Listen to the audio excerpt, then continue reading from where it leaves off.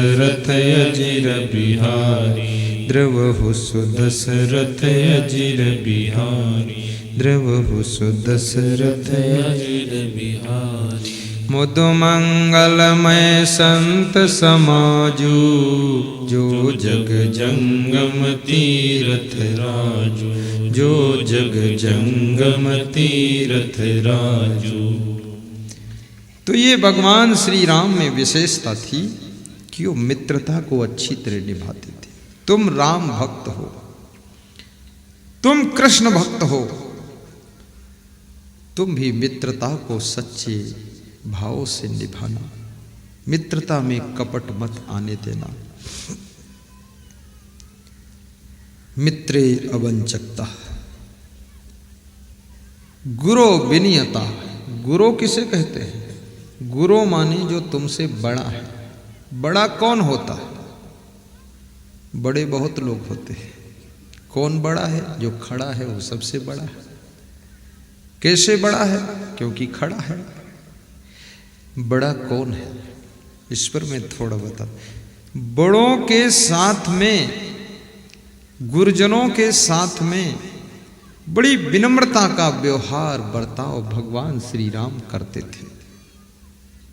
कभी अभिमान नहीं दिखाते थे, उनको नम्रता रखते थे। बड़ों का अदब करना, मर्यादा रखना, रिस्पेक्ट करना, लिहाजा रखना।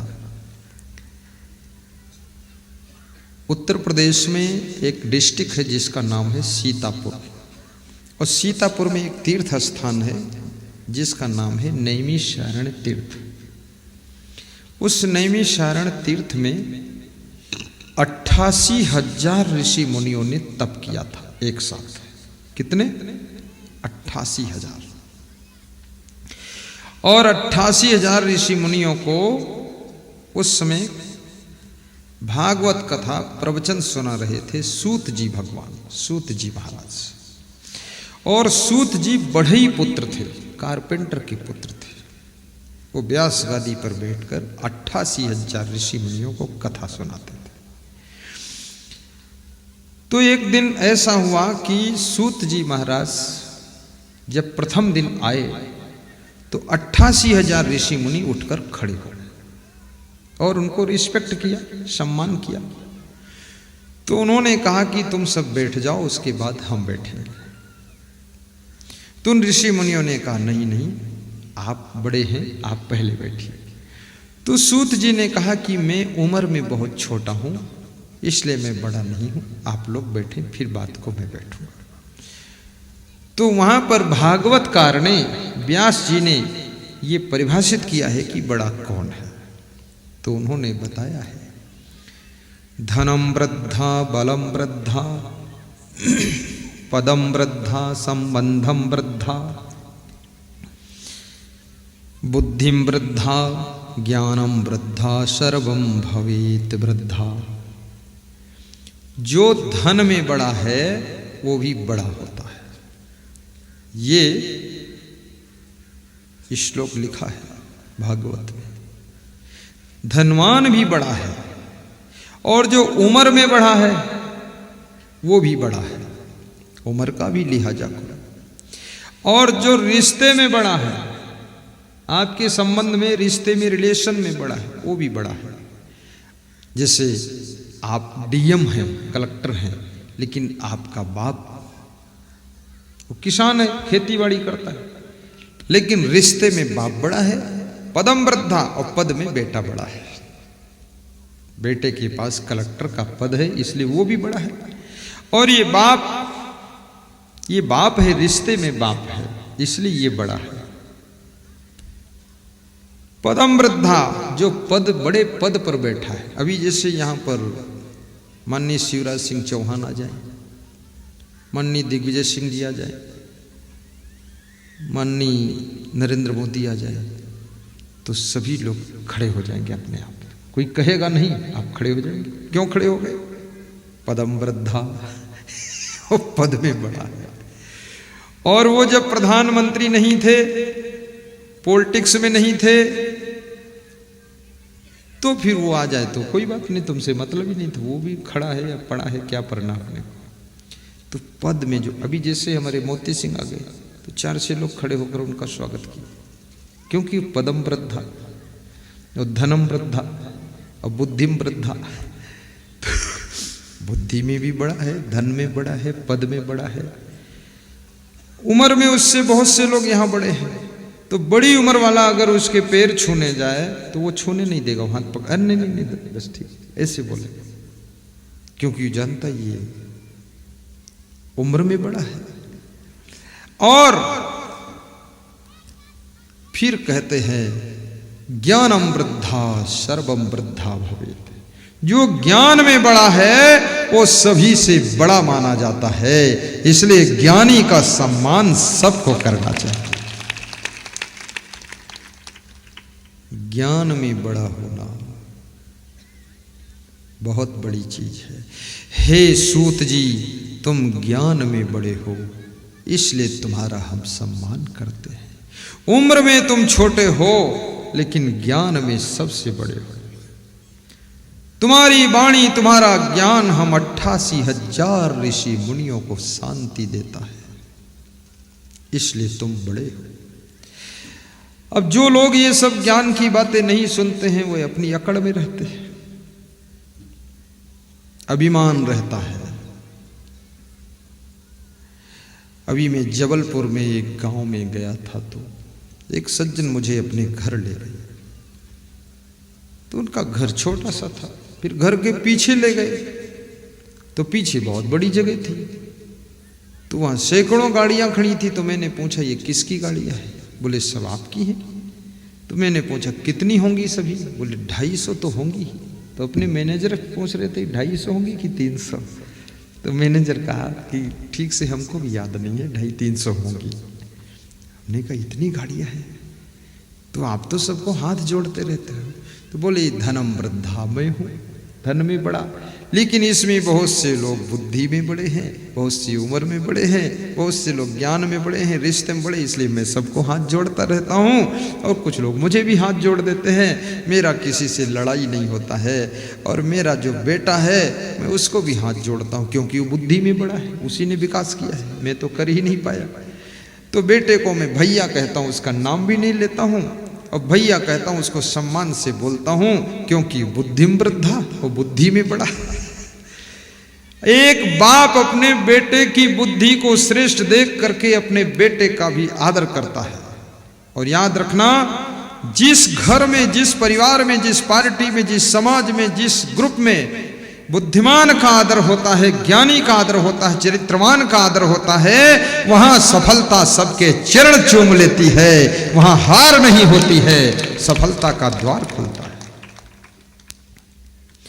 और जहां पर यह अहंकार होता है कि मैं पुराना हूं, मैं बड़ा हूं, मैं ये हूं, मैं वो हूं, मैं नहीं मानूंगा, मैं नहीं झुकूंगा, वहां फीलिंग आती है। आपकी गाड़ी में 10 लोग बैठे हुए हैं, उसमें जिसको अच्छा गाड़ी चलाना आता है उसी से स्टीयरिंग पकड़वाइए, और जिसको आता नहीं है वो भले धनवान हो, बुद्धिमान हो, या कितना ही बातें कर लेता हो, उसको स्टीयरिंग पकड़ाओगे एक्सीडेंट कर देगा। जो जिस योग्य है उसको उस कार्य में लगा दीजिए तो सफलता आपके पीछे पीछे आपको ढूंढती रहेगी। योग्य व्यक्ति को कमान थमाइए। लेकिन अयोग्य लोग योग्य को आगे आने नहीं देते। अयोग्य लोगों को योग्य से बड़ा डर लगता है। डर ये लगता अगर ये एक बार ही आ गया तो जिंदगी भर के लिए मेरा काम खत्म हो गया, ये डुप्लीकेट माल फिर चलेगा नहीं। इसलिए सारे अयोग्य मिल करके योग्य को ही ढकेल कर बाहर करते हैं, उसको टिकने नहीं देते। लेकिन एक योग्य के बिना वो सारे अयोग्य फेल हो जाते हैं। इसलिए याद रखना, चाहे राजनीतिक फील्ड हो और चाहे आश्रम हो, चाहे आपका घर परिवार हो, आपके घर में भी यदि कोई बहु योग्य है तो उसके नेतृत्व में आप काम कीजिए। यदि आपका बेटा योग्य है उसके नेतृत्व में काम कीजिए। यदि आप योग्य हैं तो आपके नेतृत्व में सबको काम करना चाहिए। और जो योग्य हो उसको नेतृत्व पार्टी का सौंपना चाहिए, तो आपकी पार्टी सब पार्टियों को फेल करके आगे नंबर पर आएगी और आप सब मंत्री बन जाओगे। लेकिन उसको चांस दो। पर ये अंदर बैठा हुआ अभिमान, दूसरों को चांस नहीं देता है।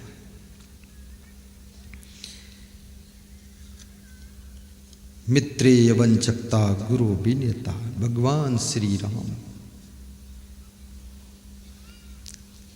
हनुमान जी से भी कहते हैं, हनुमान तुम मम प्रिय भरत ही संभाई, रघुपत कीन्ही बहुत बड़ाई। जिनको भगवान मानते थे उन भगवान ने भी हनुमान जी की बड़ाई किया कि तुम मेरे इतने प्रिय हो जैसे मेरा भाई भरत प्रिय है। भगवान राम में ये बड़ी कला थी। रावण के भाई विभीषण को भी अपना भाई बना लिया और एक बंदर को भी अपना भाई बना लिया, और रावण में इतनी कमी थी कि अपने भाई को भी अपना दुश्मन बना लिया। जब रावण मारा गया तो रावण ने राम से यही कहा, हे राम आपका भाई आपके साथ में खड़ा है और मेरा भाई भी आपके साथ में खड़ा है, इसलिए मेरी हार हुई है। अगर मेरा भाई मेरे साथ होता और आपका भाई आपके साथ होता तो शायद ये युद्ध वर्षों तक चलता और इस युद्ध में तुम जीत नहीं पाते जल्दी। लेकिन गलती मेरी है कि मैं अपने भाई को भाई नहीं बना सका और आपने मेरे भाई को भी अपना भाई बना लिया, इसलिए आपकी जीत हुई है। विभीषण अच्छी बात कहता है, रावण को चुभ जाती है। जितने लोगों का रावण स्वभाव होता ना, उनको अच्छी बात से गुस्सा आता है। घर घर में 2-4 रावण रहते हैं, उनको अच्छी बात बताओ नाराज हो जाते हैं, और जो करते हैं दारू पीते पीने दो, कुछ मत बोलो तो खुश रहते हैं। रावण अच्छी बात सुनता ही नहीं है। रावण की पत्नी मंदोदरी भी रावण को अच्छी बात समझाती थी तो रावण गरजता था और डांटता था, कहता था मैं रावण हूं। तो मंदोदरी कहती थी, मैं कहाँ कहती हूं कि तुम राम हो, तुम तो रावण ही हो। लेकिन ये गरजते क्यों हो? मैं छत्तीसगढ़ में गया तो एक सज्जन के यहाँ में 3 दिन ठहरा, तो वो थोड़ा टाइट थे, ज्यादा एकदम भड़कीले। उनकी पत्नी बहुत श्रद्धा भक्ति, तो उनकी पत्नी के मन में इच्छा थी कि पति जी भी गुरुभक्त हो जाए तो सब खान पान ठीक हो जाए। तो जब हमको मिलने के लिए विदाई के समय आए, सब बैठा परिवार, तो उनकी पत्नी ने कहा मैं गुरु मंत्र लूंगी, राम राम सुनूंगी। तो उन्होंने कहा कि सुन लो। तो उसने कहा अकेले थोड़े सुना जाता, आप भी सुनो, पति को भी सुनना चाहिए। तो उसकी पत्नी ने सोचा कि गुरु जी के सामने कहूंगी तो चुप हो जाएगा और सुन लेगा। तो उसने इतना जोर से गर्दन घुमाकर आंखें गुरेरी पत्नी की ओर, मैं तो उसकी पत्नी एकदम सिकुड़ गई कि ये तो बहुत खतरनाक रावण है। तो मैंने कहा शांत शांत। तो मैंने उनको आधा घंटे समझाया, मेरी विदाई लेट हो गई। तो मैंने उनकी पत्नी से कहा इसके साथ कैसे तुम गुजारा करती हो? बोले जैसे रावण के साथ मंदोदरी ने किया था वैसे ये रावण बना हुआ है। समझाया तो गुरु मंत्र ले लिया उसने, गुरुदीक्षा ले ली, लेकिन अपनी पत्नी पर नाराज बहुत हुआ कि क्यों मेरे को मतलब ये सब छुड़ा दिया, सब अवगुण छूट गए और मैं अभी और कुछ खाना पीना चाहता था, बहुत मछलियां बाकी रह गई, उनको कौन खाएगा? खान पान बिगड़ा हुआ। और जो समझाने से समझ जाए वो राम है, और जिसको समझाना ही ना पड़े वो तो पूर्ण अवतार भगवान है। और जो समझाने से भी उलझे बहुत जोर से, वो तो फिर क्या है, तुम हिसाब लगा ले। तुम समझाने गए, तुमसे ही उलझ गया। कितने लोग तो इतना उलझते हैं कि समझाने वालों के भी होश उड़ जाते हैं कि कंट्रोल से बाहर मामला है, और इतना क्रोध में गाली बकते हैं, उल्टा पलटा न मालूम क्या क्या बोलते हैं। और इस मुंह से कितनी ही गालियां फेंक दो तुम, आपकी वाणी प्रदूषित होगी, इससे मिलना तो कुछ है नहीं। आप गाली बक दिए, बक के चले गए, बात खत्म, वही की वही बात है। मित्रे अवंचकता गुरो विनयता चित्तैत गंभीरता। और राम उसका नाम है जिसके चित्त में गंभीरता है, जिसका चित्त चंचल नहीं है। गंभीर धीर वीर गंभीर है जो। गंभीर किसे कहते हैं? गंभीर उसे कहते हैं जो विचलित ना हो, जो उलझने कितनी आ जाएं लेकिन डिस्टर्ब ना हो, सब तरफ से संघर्ष हो फिर भी जिसकी हिम्मत न टूटे, जिसको बहुत से लोग डिस्टर्ब करने की कोशिश करें फिर भी वो डगमग ना हो। गंभीर पुरुष। ये भगवान श्री राम में बहुत गंभीरता भी थी, धैर्य बहुत था। और धैर्य, मनु जी ने कहा कि धैर्य धर्म है और धैर्य तुम्हारा दोस्त है, धैर्य मित्र है। कितना धैर्य भगवान श्री राम के पास में था। रावण सीता का हरण करके ले गया, कितने महीने तक कंप्रोमाइज का प्रयास करते रहे। अंगद को भेजा, फिर हनुमान जी को भेजा। और रावण कितना उदंड था। हनुमान जी गए समझौता करने के लिए, सीता का हालचाल लेने के लिए, तो हनुमान जी को पकड़कर उनकी पूंछ में आग लगा दिया। कोई समझौता करने आए उसी की पिटाई कर दो, ये तो बहुत गड़बड़ हो गया काम। जब उसमें आग लगा दी तो हनुमान जी ने सोचा कि ये भगवान से आदेश कहाँ लूँ, अब जितना यहाँ हुआ है उपद्रव मैं भी कर देता हूँ उसे। तो उसने पूरी लंका में आग लगा दी और फिर समुद्र में कूद पड़ा, अपनी पूंछ बुझा लिए, भाग के आ गया।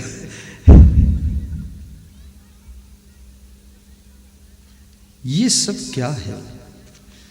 यदि किसी से तुम्हारा विवाद चल रहा है और कोई बीच में मध्यस्थ बन करके समझौता करने के लिए आ रहा है, तो समझदारी यही है कि समझौता कर लीजिए। क्योंकि वो व्यक्ति जो समझौता के लिए, कंप्रोमाइज के लिए प्रयास कर रहा है, उसमें बहुत बड़ी ताकत है। वो अपनी ताकत का प्रयोग नहीं करना चाहता आपके ऊपर। वो सोचता है ये मेरी ताकत कहीं सदुपयोग होगी, किसी अच्छे सृजन कार्य में लगेगी, विध्वंस में क्यों लगेगी। लेकिन यदि समझौता नहीं किया तो उसकी सारी शक्तियां तुमको विध्वंस कर देंगी। भगवान कृष्ण भी समझौता करने के लिए कौरवों के दरबार में गए थे।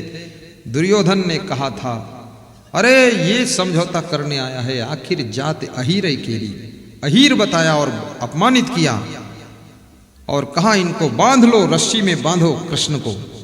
कृष्ण ने कहा, अरे ये तो बहुत ज्यादा घमंडी आदमी है, मेरे को रस्सी में बांध देगा।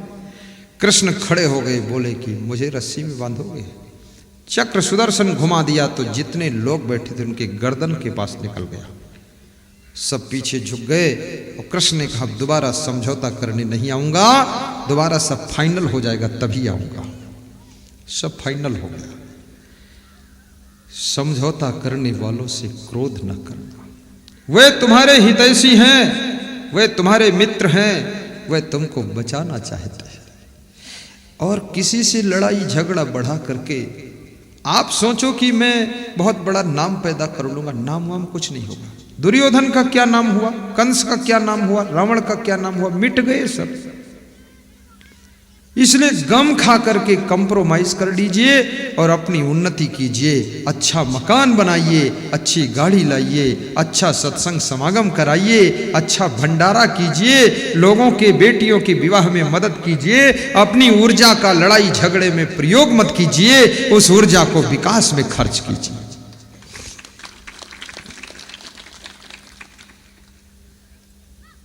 चित्तैत गंभीरता, जिसके चित्त में चल चलता नहीं है उसका नाम राम है। और चित्त में यदि चंचलता नहीं होगी तो याद रखना, तुम जहां कार्य करोगे सफलता मिलेगी। और ये सौभाग्य मानना कि जलोदिया ज्ञान के नर नारी, उनका प्रयास, उनका पुरुषार्थ क्षेत्रवासियों को सत्संग दिलाया है।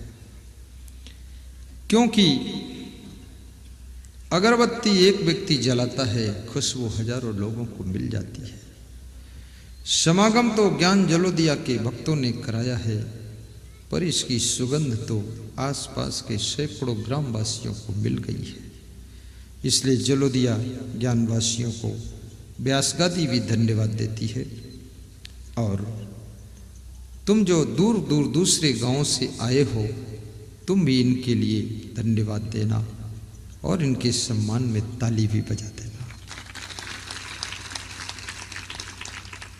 ये ज्ञान जलोदिया में सब खुश होना कि श्री देवकरण आंजना, दिलीप आंजना, रामेश्वर आंजना और नगजीराम आंजना, बाबूलाल आंजना और वो घोड़ी वाले और भाइयों बहनों, हटे सिंह आंजना, बहुत से लोगों के नाम मुझे याद नहीं हैं, नानू राम जी, संतोष कुमार जी, ये जितना भी लोगों की बड़ी कृपा है इस क्षेत्र पर, जो मुझे बुलाकर इतनी मेहनत करके ये सत्संग समागम रखा है, आप इनको धन्यवाद देना। आचार्य सुचिता,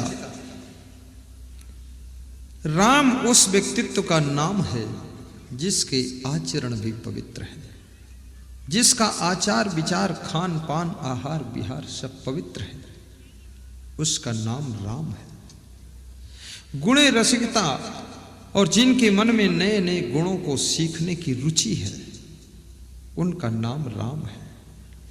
आप राम के भक्त हो, आप भी नए नए गुणों को सीखने की कोशिश करना, नए नए गुणों को सीखिए, गुणवान बनिए। और याद रखना, गुणों का इतना महत्व है, जिसमें गुण है।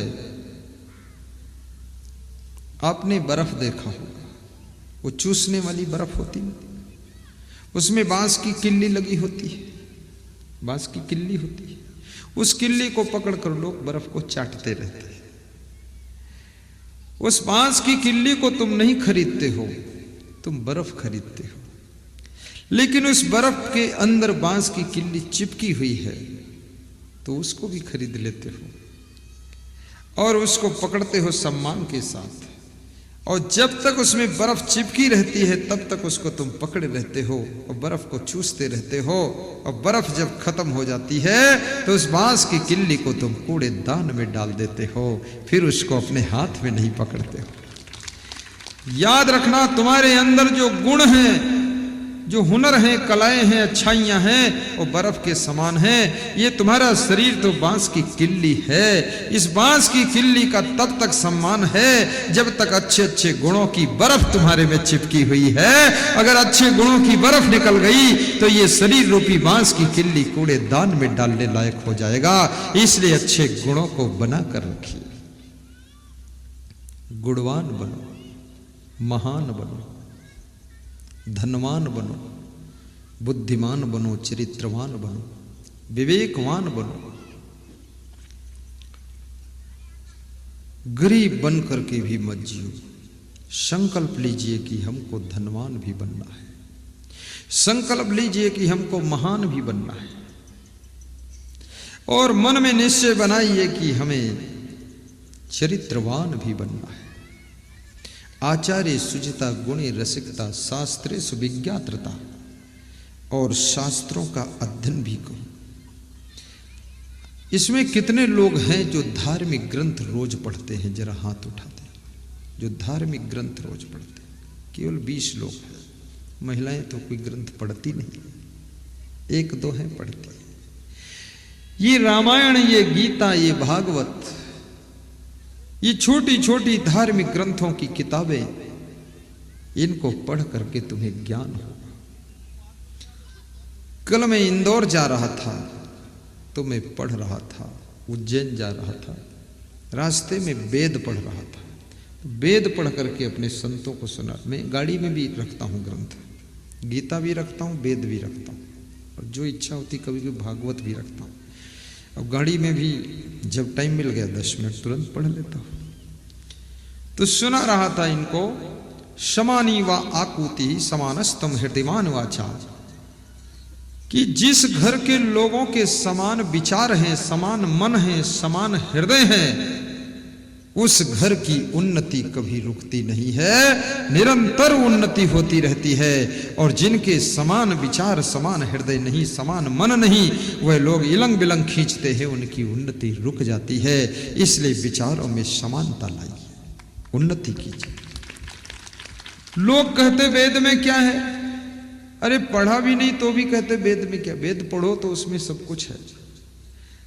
राजनेताओं के लिए लिखा है, योगी साधुओं के लिए भी लिखा है कि इनको ब्रह्मचारी होना चाहिए,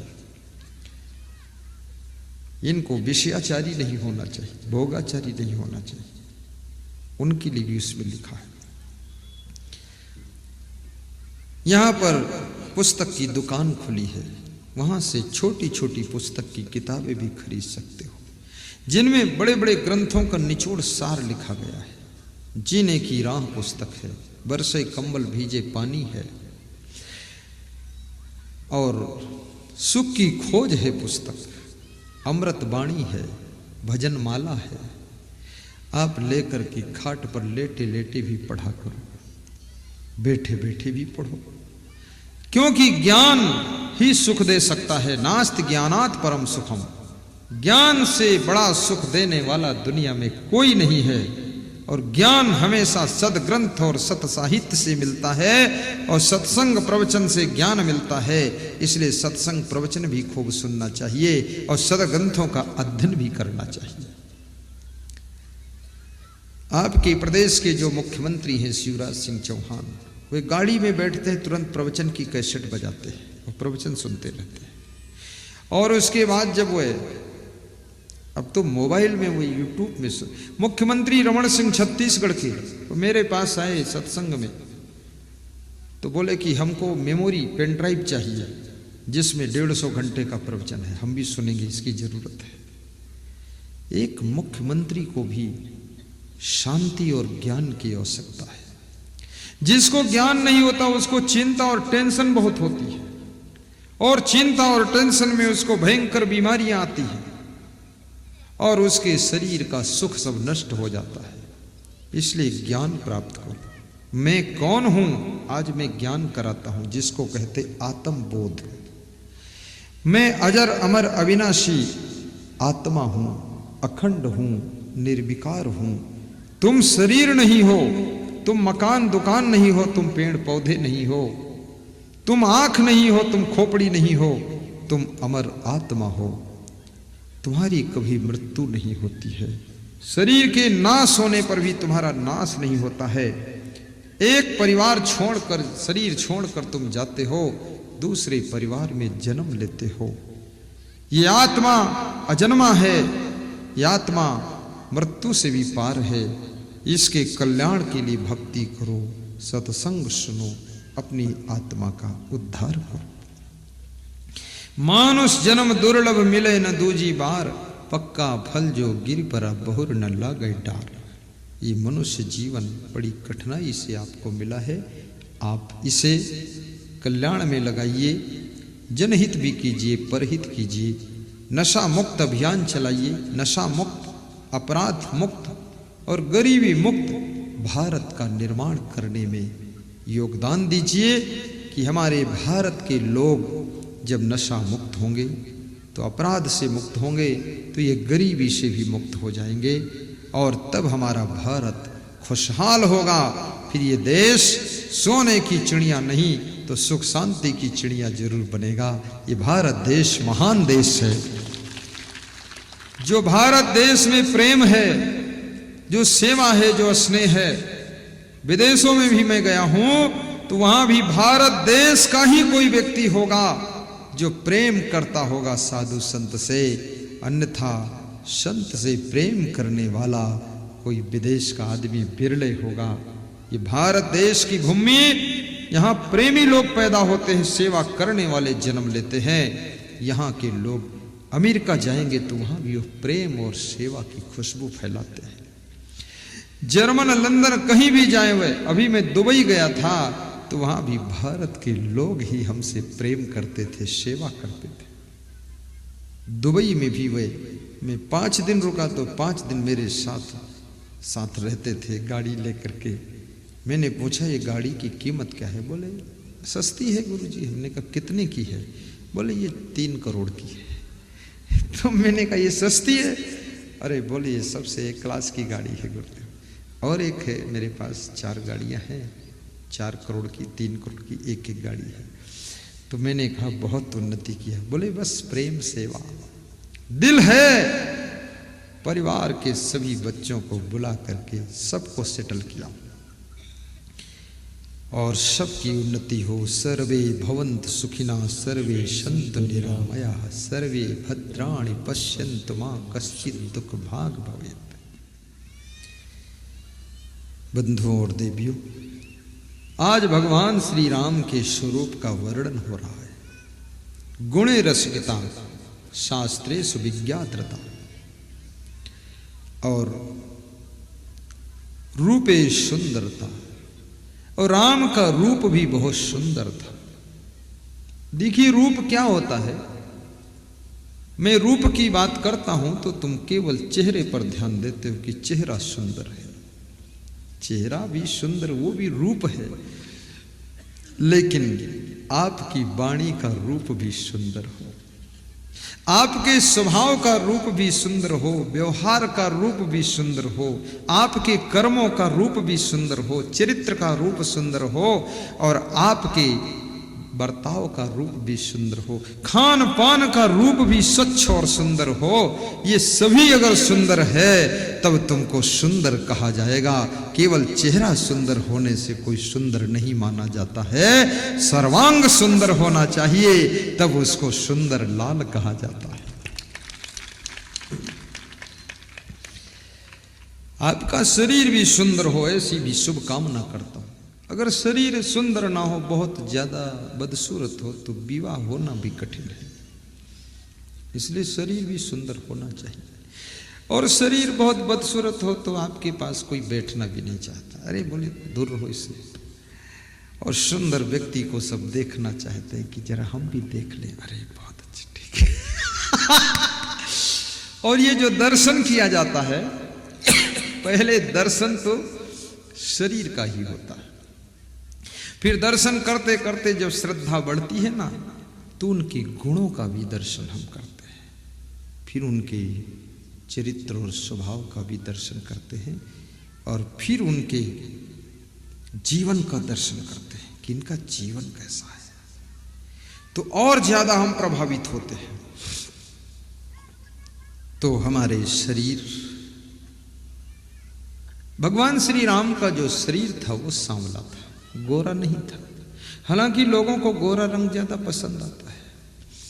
और अमेरिका इंग्लैंड में जो रहते हैं उनको गोरे बोलते हैं, अंग्रेजों को गोरे कहते हैं, गोरे लोग, क्योंकि वो गोरे होते हैं। उनकी जो चमड़ी होती है काली नहीं होती, सांवली नहीं होती। ये हमारे भारत देश में तो सभी कलर के लोग हैं, गोरे भी हैं, सांवले भी हैं, काले भी हैं, और लाले भी हैं, और दिल वाले भी हैं, और कोरे भी हैं। कुछ भी नहीं मालूम है, कोरे हैं। भारत देश में हर मॉडल के लोग हैं। लेकिन नेपाल में जाओ, वहां सब गोरे हैं। और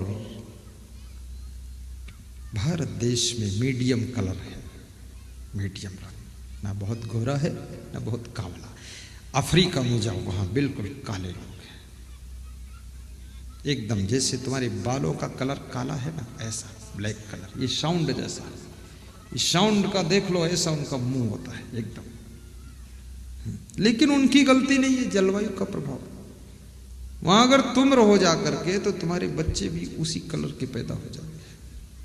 सब वातावरण ऐसा है। धीरे धीरे यहां से जाकर के जो लोग अमेरिका में रहे हैं, अमेरिका में जिनका बोर्न हुआ है, जन्म हुआ है, वो बच्चे सब बड़े साफ कलर के होते जा रहे हैं। धीरे धीरे गोरे हो जाएंगे।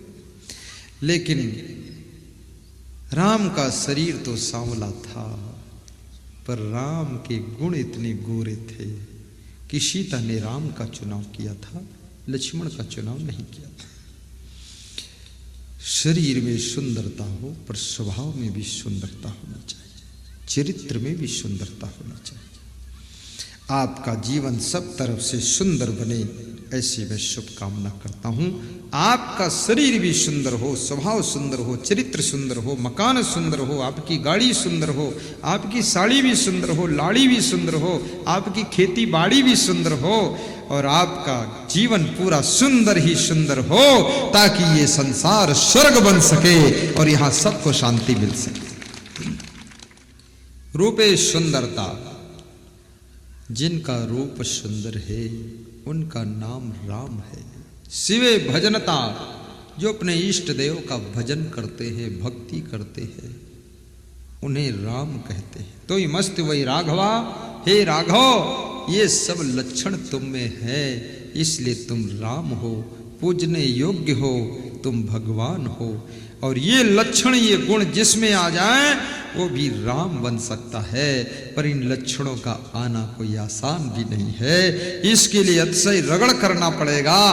बहुत तपस्या साधना के बाद ये अच्छे अच्छे गुण मनुष्य में आते हैं, तब वो राम का रूप बनता है और तब उसका संसार में सम्मान होता है।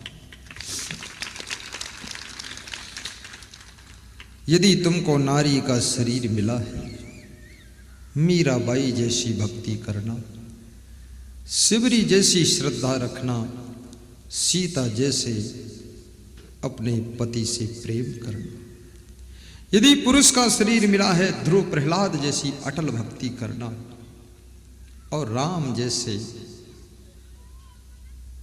वीरता के साथ साथ राक्षसों का सफाया भी करना।